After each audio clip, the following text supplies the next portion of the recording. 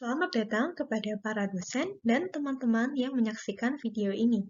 Perkenalkan, saya Hanifah Widyastuti dari TPHP UGM Angkatan 2020 kelas BPA 3. Pada kesempatan ini, saya akan menyampaikan mengenai artikel yang berjudul asli Effect of Processing Method on the Glycemic Index of Some Carbohydrate Staples, Manihot esculenta, Ipomoea batata, and Dioscorea rotundata in both normal and diabetic subjects yang disusun oleh Itam et al. Pada tahun 2012 dan dipublikasikan dalam Annals of Biological Research. Sebagai permulaan, saya akan menyampaikan introduction atau pendahuluan.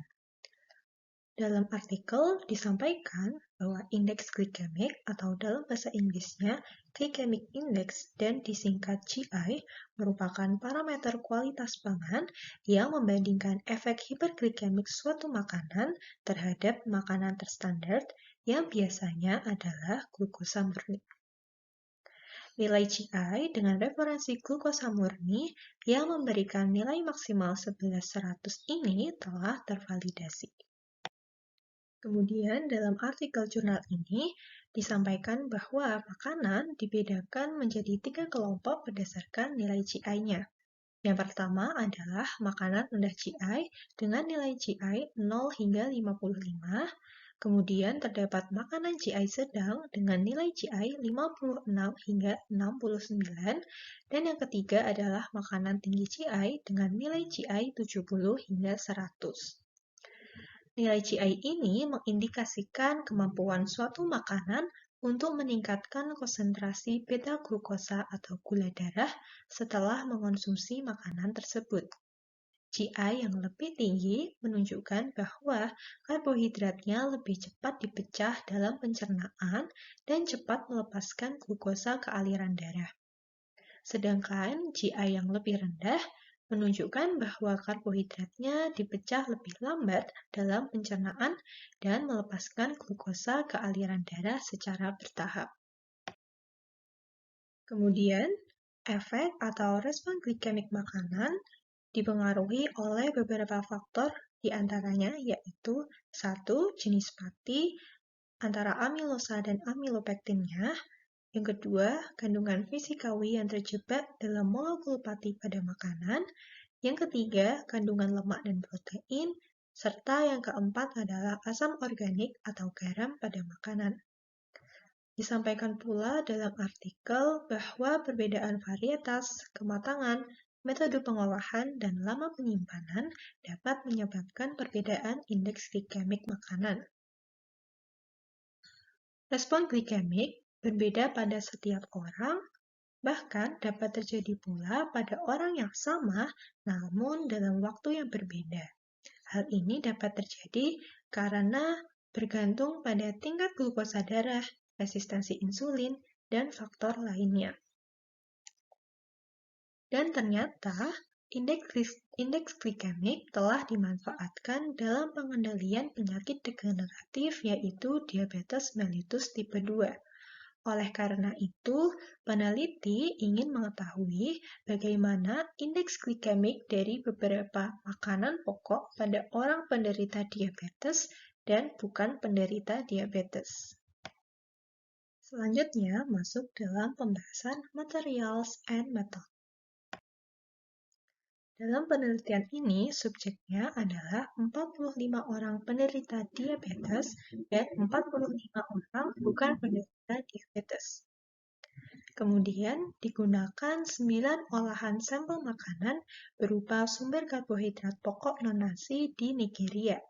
Yang pertama adalah makanan yang diolah dari singkong atau Manihot esculenta, berupa eba, tepung pati, dan tepung singkong.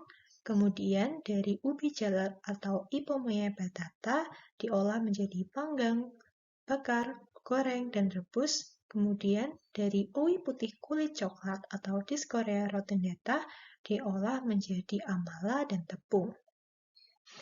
Setiap olahan dikonsumsi oleh 5 subjek penderita diabetes dan 5 subjek bukan penderita diabetes setelah berpuasa semalaman. Dan setiap sajiannya mengandung 50 gram karbohidrat. Langkah-langkah yang dilakukan oleh peneliti adalah sebagai berikut. Yang pertama, melakukan finger break pada setiap subjek pada 1 jam setelah makan. Pada langkah ini, konsentrasi gula darah atau beta-glukosa diukur berdasarkan rata-rata pada alat yang disebut optimum glukometer. Kemudian yang kedua, pada minggu terakhir, data nilai konsentrasi beta-glukosa dari memori glukometer dipindahkan pada perangkat untuk dianalisis. Kemudian yang ketiga, penggambaran kurva dari rata-rata konsentrasi beta-glukosa tadi. Yang keempat adalah perhitungan IAUC atau Incremental Area Under the Curve. Perhitungan ini memanfaatkan luas area di bawah grafik pangan uji dan luas area di bawah grafik standar uji. Untuk lebih jelasnya akan saya sampaikan pada slide setelah ini. Langkah yang kelima adalah penentuan signifikansi perbedaan GI dengan penentuan nilai P. Untuk melakukan evaluasi, perhitungan IAUC dilakukan untuk setiap makanan. Perhitungan IAUC juga dilakukan terhadap konsentrasi gula darah pada subjek penelitian yang sama setelah mengonsumsi 50 gram glukosa murni sebagai referensi perhitungan nilai GI. Dari setiap subjek penelitian dihitung nilai GI dengan cara sebagai berikut. GI dalam persen sama dengan hasil perhitungan IAUC sampel dibagi hasil perhitungan IAUC glukosa dikalikan dengan 100. GI akhir sampel berupa rata-rata yang diperoleh dari rata-rata GI milik 5 subjek penelitian. Jadi, peneliti awalnya menentukan rata-rata GI pada setiap subjek, kemudian pada kelompok yang mengonsumsi pangan sama ditentukan rata-ratanya yang kemudian menjadi GI akhir. GI akhir ini dibagi menjadi dua, ada GI pada penderita diabetes dan GI pada bukan penderita diabetes. Rata-rata akhir GI sampel juga dilengkapi dengan standar deviasinya. Selanjutnya, masuk dalam pembahasan result and discussion. Pembahasan yang pertama mengenai hasil perbandingan pada sampel singkong. Berikut ini merupakan tabel hasil penelitian yang menunjukkan indeks glikemik pada setiap sampel. Dari tabel tersebut dapat diketahui bahwa singkong yang diolah menjadi tepung memiliki glycemic index yang lebih rendah secara signifikan dibandingkan diolah menjadi EBA. Hal ini terjadi pada subjek diabetik dan non-diabetik. Kemudian nilai GI dari pati singkong tidak berbeda signifikan dibandingkan GI dari EBA, namun secara signifikan lebih tinggi dibandingkan tepung singkong. Hasil penelitian ini sesuai dengan dua penelitian yang telah dilakukan oleh Foster Power et al. Dan Paula et al. Namun, hasil ini berbeda dengan penelitian yang dilakukan oleh Kolata, di mana hasilnya memperoleh bahwa perbedaan metode pengolahan singkong mempengaruhi nilai GI-nya secara signifikan. Berdasarkan tabel yang sama seperti sebelumnya, dapat diketahui hasil perbandingan pada sampel ubi jalar sebagai berikut. GI ubi yang dipanggang secara signifikan lebih tinggi dibandingkan GI pada ubi yang direbus, baik pada subjek diabetik dan non-diabetik. Perbedaan pengolahan ubi menghasilkan makanan dengan tingkat GI yang berbeda. Ubi jalar panggang memiliki GI yang tinggi, ubi jalar bakar memiliki GI yang sedang, begitu juga dengan ubi yang digoreng, sedangkan ubi jalar rebus memiliki GI yang rendah. Perbedaan ini menjadikan ubi jalar cocok untuk beragam kondisi metabolik yang berbeda. Kemudian diperoleh hasil perbandingan pada sampel uwi putih sebagai berikut.